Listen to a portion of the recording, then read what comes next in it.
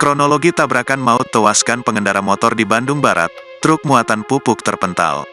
Kecelakaan maut melibatkan 3 jenis kendaraan terjadi di Jalan Raya Cipatat, Kabupaten Bandung Barat, Jawa Barat, Selasa, tanggal 12 Maret tahun 2024 siang. Sebanyak 3 kendaraan yang terlibat diantaranya kendaraan truk Mitsubishi Colt Diesel dengan nomor polisi D8762VT, kendaraan mobil Daihatsu Ayla dengan nopol D1077XGS, dan kendaraan roda 2 Matic Yamaha Mio dengan nopol B5144TCF.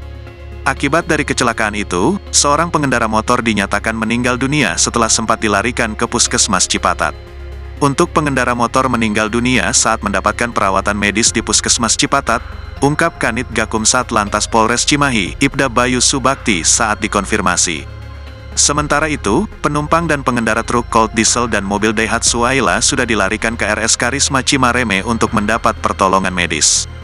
Bayu menjelaskan, peristiwa kecelakaan maut itu bermula dari kendaraan Daihatsu Ayla melaju kencang dari kota Bandung menuju Cianjur. Sesampainya di lokasi kejadian, mobil itu berniat mendahului sepeda motor yang melaju searah dengan kecepatan lebih lambat. Namun kendaraan Daihatsu Ayla itu melaju terlalu ke kanan sehingga menabrak bagian samping sebelah kanan truk Mitsubishi Colt Diesel, terang Bayu.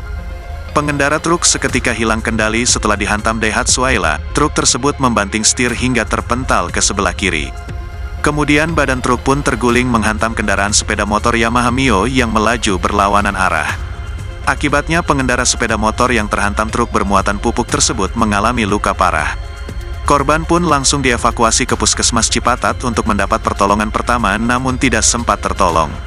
Seluruh kendaraan yang terlibat kecelakaan lalu lintas dibawa ke kantor unit Laka Lantas Polres Cimahi guna penyelidikan lebih lanjut, sebut Bayu.